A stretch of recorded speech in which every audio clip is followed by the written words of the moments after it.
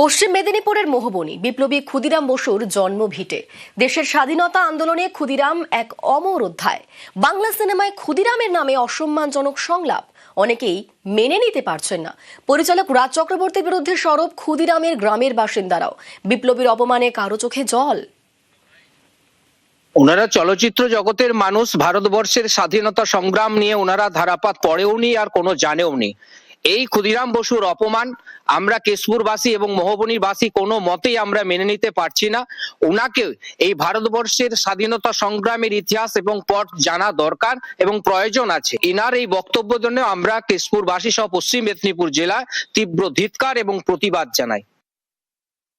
সাংস্কৃতিক মর্ম ভাবাপন্ন মানুষ একজন, উনি কিভাবে এই ভাষাটা ক্ষুদিরামের ব্যাপারে কি করে উনি প্রয়োগ করেছেন, এটা খুবই লজ্জাজনক, দুর্ভাগ্যজনক।